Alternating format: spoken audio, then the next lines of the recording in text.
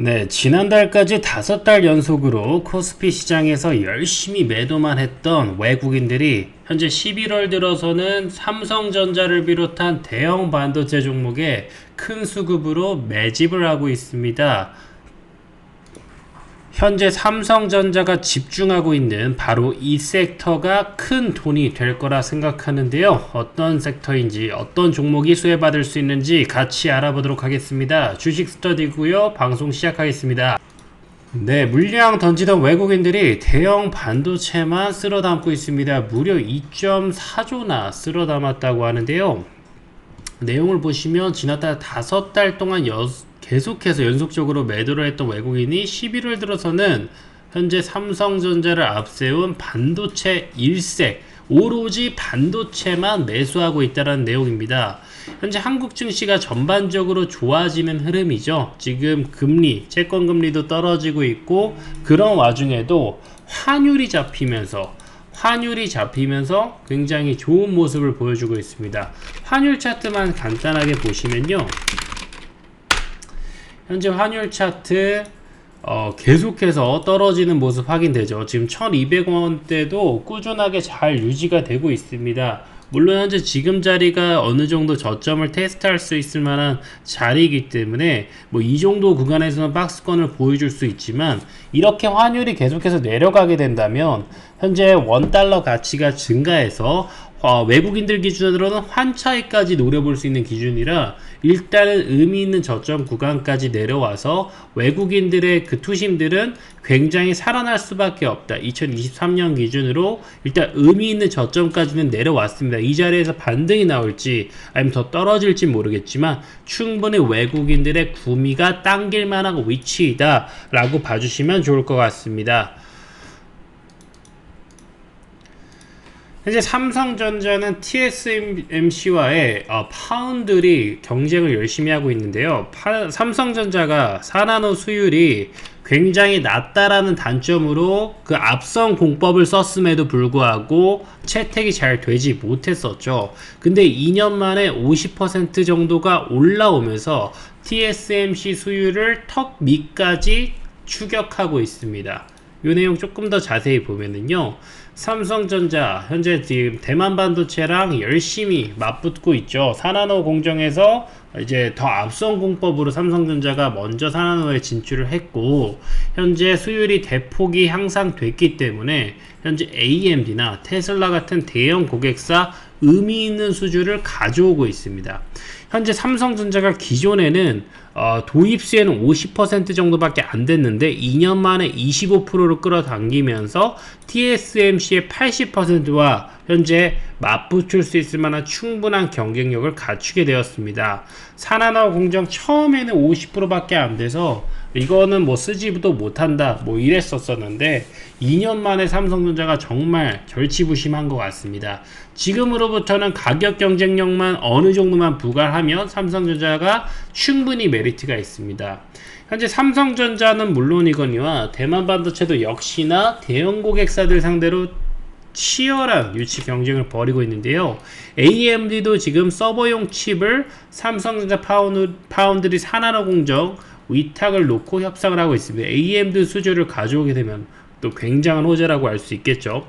TSMC 3나노 vs 삼성전자 4나노 공정에 각각 맡겨도 됩니다. 비중을 뭐 아니면 5대5를 하든지 뭐 6대4를 하든지 4대6을 하든지, 현재 삼성전자는 대만 반도체에서 파운드리한테는 당연히 밀리는 입장이기 때문에 아주 일부라도 비중을 갖고 오게 되면 나쁠 건 없고요. 테슬라는 이재용 회장을 만났죠. 이재용 삼성전자 회장이 미국 실리콘밸리에서 일론 머스크를 만나서 거부할 수 없는 조건으로 협상을 한 사실이 알려졌습니다. 그래서 2년 뒤부터 테슬라 프리미엄 차량에 적용이 될 것 같습니다.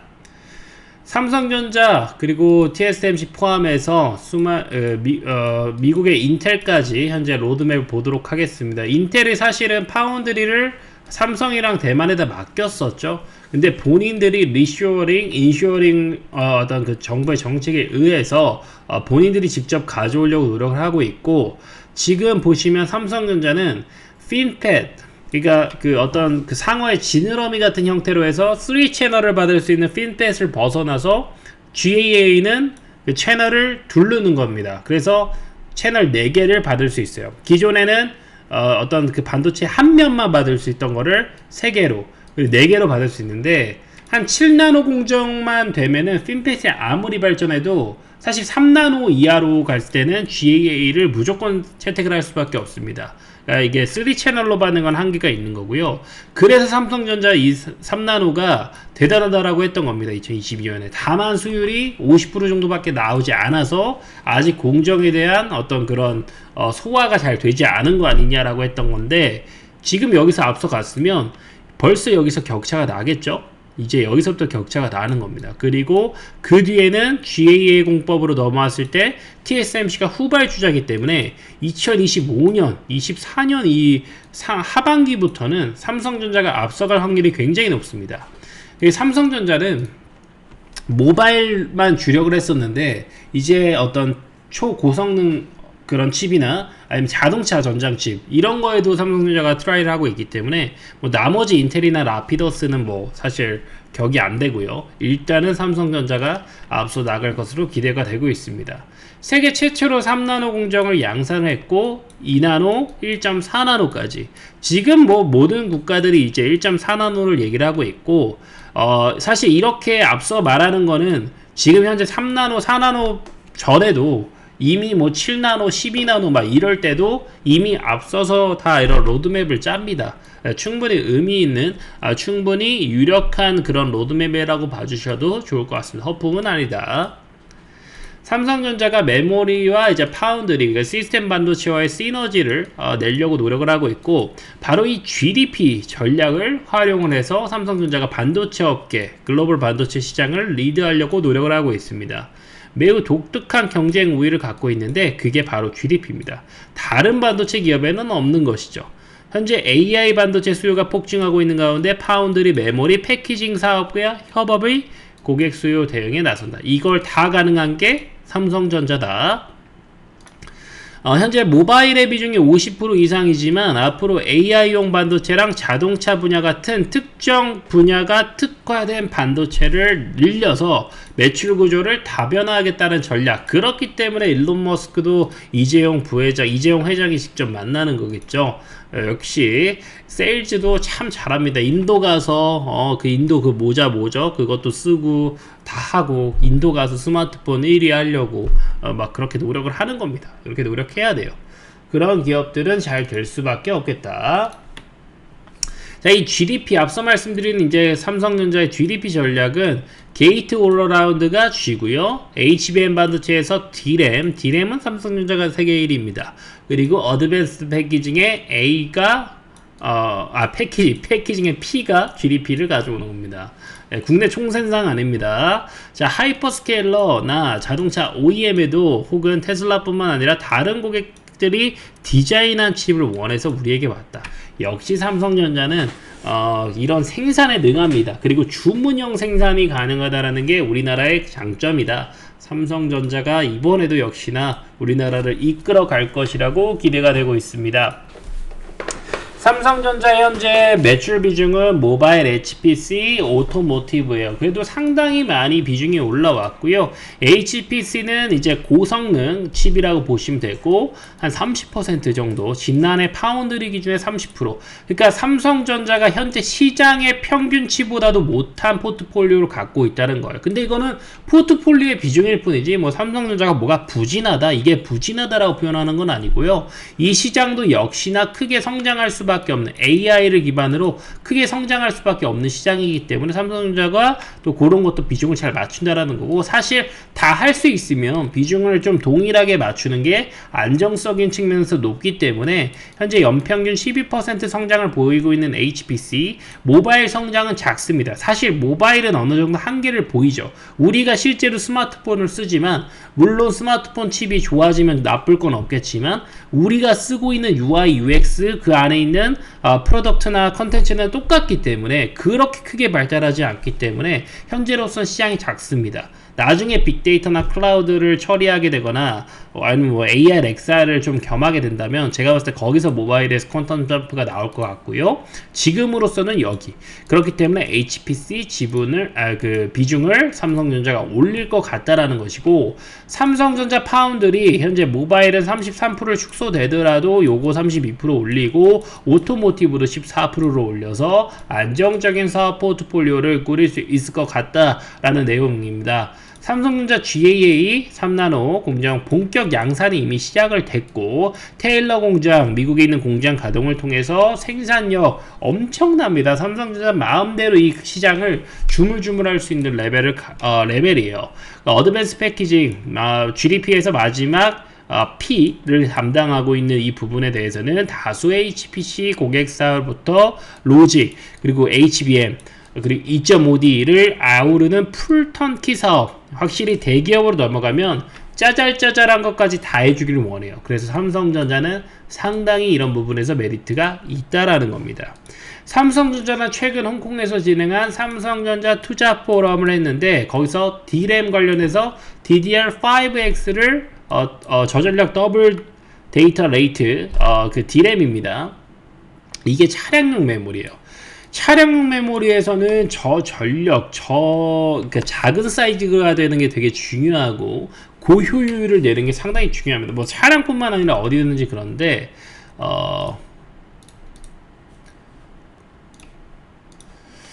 최대한 한정된 공간이기 때문에 최대한 효율, 실제로 내연기관에 있던 차량용 반도체보다 이미 한 10배에 들어가는 반도체 양이 들어가요. 이게 물리적으로 보더라도 이제 적은 게 아니거든요. 그렇기 때문에 고효율을 내는 게 중요하고, 자율주행 시대가 AI의 끝판왕입니다. 왜? 수많은 통신에도 접근이 가능해서 그 위치 데이터들을 다 취합을 해야 되고, 지금 당장 내 근거리 시야에 있는 데이터들을 다 취합해야 되고, 그걸 또 로직을 돌려서 현재의 주행이 맞는지, 그 인간의 생명과 직결되기 때문에 이거를 전부 다 실시간 데이터로 처리해야 되니까, 실제로 그 어떤 AI 서비스보다도 가장 큰 데이터나 그런 AI 능력이 필요한 게 바로 이 자율주행인데, 여기서 그렇기 때문에 이런 저전력 고효율 반도체가 필요한데 삼성전자가 이런 부분에서 메리트를 내고 있다라는 거고, 32기가비트 현재 이거를 2024년 25년에 하겠다. 그리고 SSD 요 D램입니다. 이것도 그래서 AI 메모리의 요구사항을 증가시킬 것이다. 현재 레벨 4도 사실 상용화가 제대로 안 된 상황인데 레벨 5까지 미리미리 준비하고 있는 삼성전자의 모습입니다. 스마트폰, 노트북 컴퓨터, AI 탑재하는 온디바이스 AI. 온디바이스 AI는 뭐냐면, AI가 어떤 그런 서버에 이런 연결이 되지 않더라도 기기 자체에 이미 AI 칩이 되는 거예요. 뭐 어떤 거에 도움을 받아서 하는 게 아니라 이 자체적으로 머신러닝이 가능해지는 게 온디바이스 AI인데, 기판 양면에 D램이 장착된 모듈로 크기가 작아서 소형기기에 쓰인다. 그리고 7.5GBps 속도로 대역폭도 크고 120기가를 초당 전달하게 되면은, 여러분들이 가지고 계셨던 어떤 영화나, 만약 이제 영화 이런 것들 다 스트리밍 하겠지만은, 그런 스트리밍 영화 한 편 정도가 10GB에 미치지 못할 거예요. 사실 뭐 초고화질로 보면 4K로만 보면 모르겠지만 그 정도를 엄청나게 빠르게 전달한다라는 거죠. 이전 세대 대비해서 거의 2배 가까운 성능을 보여주고 있습니다. 그래서 이 GDP를 특화해서 이제 TSMC를 차별화된 무기로 공략을 할 수 있다라는 것이고, 삼성전자의 강점이자 강점, 바로 이 D램, 그리고 패키징은 사실 기본에도 장점이었지만 제가 초반에도 강조드렸던 GAA 공법을 가장 전세계 최초로 상용화 시키면서, 아직도 TSMC는 제대로 이거를 못하고 있는데 먼저 들어갔다. 이거는 4채널이지만 현재 TSMC는 핀팻의 공정인 3채널, 이미 구조적으로 이걸 아무리 극간의 이걸 끌어올려도 이거를 이길 수가 없어. 이미 그냥 단순 계산으로도 이미 채널 하나가 더 많은 거잖아요. 근데 수율이 그래도 나왔던 거죠. 이거를 하면서도 수율이 안 나오니까 문제가 됐던 건데, 이제는 수율까지 75%, 대만 반도체 80% 수율까지 따라왔으니까 그 다음 세대가 넘어갔을 때, 그리고 더 시간이 흐를수록 삼성전자와의 격차는 더 커질 수밖에 없겠죠. 테슬라, 엔비디아, 인텔 이런 기업들이 삼성전자를 다 원할 수밖에 없게 된다는 것입니다. 자, 그렇게 보시면 될 것 같고요. 삼성전자는 이제 2.5D 방식을 넘어서 3D램 패키징, 패키징 쪽으로도 3D 시스템으로 패키징을 더 앞서가는 그런 모습을 보여주고 있습니다. 확실하게 선도할 수 있겠죠, 삼성전자가. 이건 이제 삼성 디스플레이 관련된 내용인데, 또 XR, AMR 이런 시대가 열리게 되면 아까 말씀드린 것처럼 어마어마한 데이터의 처리를 해야 되기 때문에 또 삼성전자의 그런 GDP 전략에 맞는 반도체가 많이 필요할 것이다. 자, 그럼 이 GAA 공법, 먼저 앞서 나갔던 GAA 공법, 그런 수혜주는 뭐가 있냐? 바로 한솔케미칼입니다. 이미 양산 수혜로 주가에 대한 수혜를 받은 이력이 있는데, 키움증권은 한솔케미칼이 올 하반기 저점 실적 회복을 하는데, GAA 양상에 따른 큰 폭의 실적 회복, GAA 양산 들어가면서 수혜를 보는 기업이 바로 한솔케미칼이다. 한솔케미칼, 삼성전자 파운드리의 GAA는 실리콘이랑 실리콘 저마늄이랑 해가지고 선택적 식각 공정 시에 초상과 함께 대량의 과산화수소가 필요하고 희석액이 필요한데, 현재 한솔케미칼의 과산화수소의 사용량도 메모리, 기존 파운드리 공정 대비 크게 증가한다. 이게 확실히 수혜를 볼 수 있는 기업이죠, 한솔케미칼이. 자, 그러면 한솔케미칼 차트 한번 보겠습니다. 한솔케미칼. 현재 한솔케미칼도 어떻게 보면 삼성전자랑 비슷한 흐름을 보여주고 있고요. 바닥권의 주봉에서 이제 상승 신호 나오면서 현재 이제 상승 턴어라운드 할 수 있을 만한 자리를 만들어가고 있어요. 기존의 이식 매물들을 소화해야겠지만, 확실히 이제 20일 이평선이 기존의 60일 이평선을 골든 크로스를 시키면서 거의 직전이죠. 아직 골든 전이긴 한데, 내일 하루만 지나도 보합거만 나와도 사실 골든 크로스 나오겠죠. 그런 구간이 되게 되면은 이제 이 역배열을 뒤집을 수 있을 만한 어떤 투심의 형성, 그리고 이 기업에 좋은 내용들이 있다면 충분히 이끌어 나갈 수 있을 것 같습니다. 현재 기관의 수급을 보면은 꾸준하게 현재 기관이 받쳐주고 있죠. 현재 기관이 현재 선택한 종목이 한솔케미칼이라는 거고, 그 연간 실적을 보시면 이제 올해가 좀 저점을 찍는 시기죠. 그렇기 때문에 내년부터는 다시 한번 매출 성장과 이익 드라이브가 걸리면서 이제 매출 1조까지 도전해 볼 수 있는 그런 원년들이 얼마 남지 않았다라는 겁니다. 그렇기 때문에 기관이 바닥권에서 열심히 매집을 하고 있고, 사실 개인이 매도하고 있다는 게 가장 큰 장점이 아니지 않을까 싶고요. 자, 일단 주봉으로 다시 보더라도, 올해 연봉으로 보더라도 다시 한번 저점 찍고 반등할 만한 종목, 꾸준하게 우상향했던 종목이기 때문에 GAA 또 식각공정에서 필수적으로 사용되는 그런 과산화수소라든지 희석액에 대한 수혜를 볼 수 있는 종목 한솔케미칼, 현재 시총은 한 2조 정도인데 영업이익이 이제 2조 캐파까지 가기 때문에 현재 삼성전자의 성장세를 감안한다면 충분히 메리트 있는 자리라고 생각이 들고요. 2030년까지 3나노, 3나노 공정 파운드리가 주력 공정이 되는데, 여기서도 계속 강조하고 있는 게 TSMC도 GAA를 도입을 했고, 그거보다 한 발 앞선 게 삼성전자다. 인텔도 역시나 3나노 공정으로 들어오고, 여기도 마찬가지로 게이트 올어라운드 공정으로 넘어오게 될 건데, 또 여기서 삼성전자 웨이퍼 캐리어를 공급하고 있는 3S 같은 기업도 여러분들 꼭 주목하셔야 됩니다. 3S는 웨이퍼 생산 업체에서 완성된 웨이퍼를 반도체 생산 업체로 출하 수송할 때 쓰는 이 클린 진공 박스를 판매하는 기업이에요. 이 클린 진공 박스를 판매하는 회사가 4개밖에 없습니다. 그래서 3S가 계속해서 이 웨이퍼 캐리어 공급할 때 계속해서 수혜를 받을 수 있는 그런 품목이에요. 현재 3S 시가총액 1100억짜리 종목인데 뭐 매출 보면 사실 조금 부족한 부분은 보입니다. 그래도 확실하게 분기에 그 연간에서 크게 성장하는 뭐 보이고, 분기로 보더라도 이제 연간 매출 400억 캐파까지 오는 거거든요. 근데 보시면 뭐 거의 뭐 월봉, 주봉 다 바닥권이죠. 그러니까 제대로 된 수혜를 보기 전에 충분히 저점은 다졌다라는 거고, 좋아질 내용 많고 이 시장 자체가 크면서 뭐 하나 팔더라도 그거 하나가 꾸준하게 수혜 받을 수 있으면서 전 세계에서 4개만 파는 회사라면 분명히 매출은 좋아질 수밖에 없고 바닥권에서 수혜를 볼 수밖에 없고, 그런 시세가 반영이 되지 않았기 때문에 기대가 되는 종목이 바로 3S이다. 그래서 3S는 이런 애플이나 삼성전자 3나노에 대한 그 스토리만 나와도 수혜를 받고 그 주목을 받는 기업이에요. 뭐 그 다음 종목은 이제 가온칩스입니다. 가온칩스는 디자인 하우스 기업 중에, 그러니까 팹리스 기업 중에서 삼성전자 파트너고 가장 큰 기술력을 인정받는 회사예요.